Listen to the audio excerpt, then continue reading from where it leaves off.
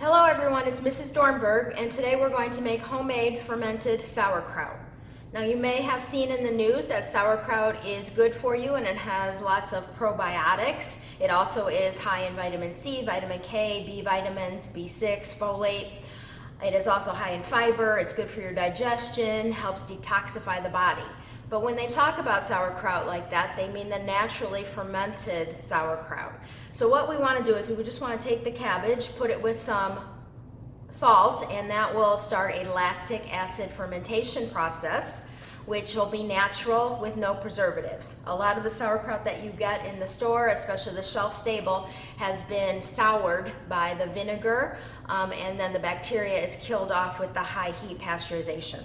So probably the hardest part is going to be to cut your cabbage. Now since we are going to use this in a non-cooked way, we want to make sure we clean our cabbage really well. So I took all those outer leaves off and then I washed it really well under the sink and kind of scrubbed it.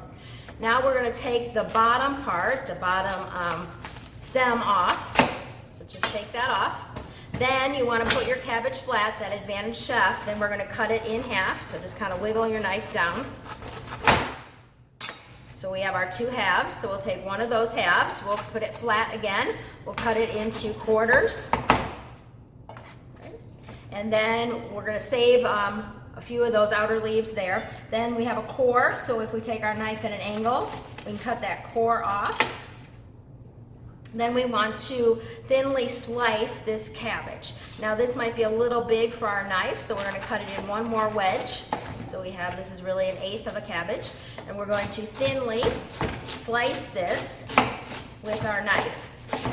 Some people may want to use a shredder blade on your food processor, or you can even use a box grater, but your knife actually works really well. This is all going to break down with the salt, so don't worry if they're a little bigger pieces. Just shred that up. And you can use green cabbage or purple cabbage. You can also add some shredded carrot to the mix, or some fresh ginger, or even some spices like some red chili flakes or ginger, or different spices that you'd want. But we're just going to do plain cabbage with salt. So you put the cabbage in. So after you get that all shredded, you can see we have the cabbage. Then we're going to take about 1 teaspoon of salt per half a head. So you put that on, and then mix that up with your hands. Now to make things easier, let this cabbage sit with the salt for maybe 30 minutes before you start massaging it. It'll be a lot easier to do. But then once you do that, you want to take your hands and you just want to massage this sauerkraut. And the cabbage is going to start juicing out, and you're going to get a lot of liquid in the bottom of your bowl.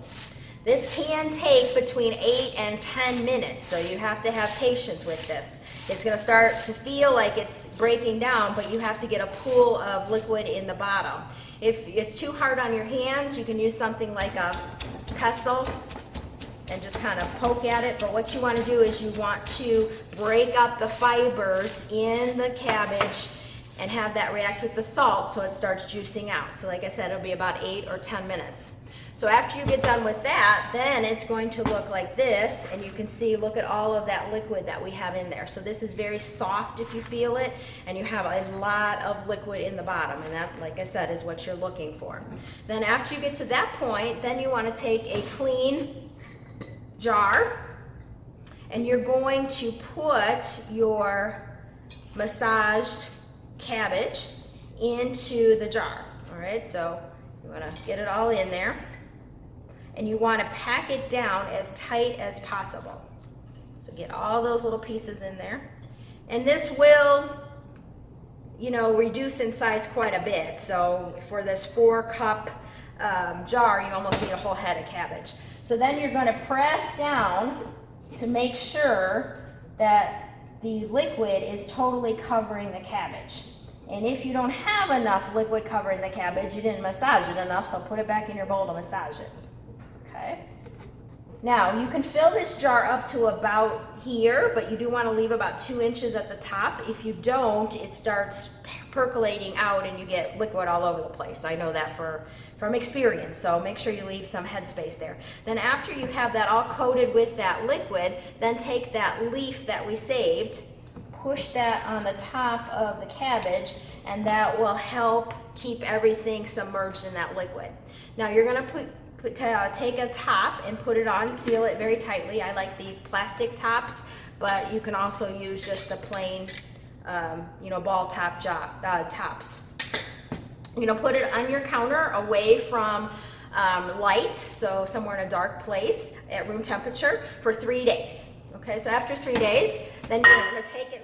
You're going to take it out, and it's going to look like that. So it's got more of a less of a green color, and it still has all that liquid in there. And if you have that piece of cabbage on the top, you can take that off.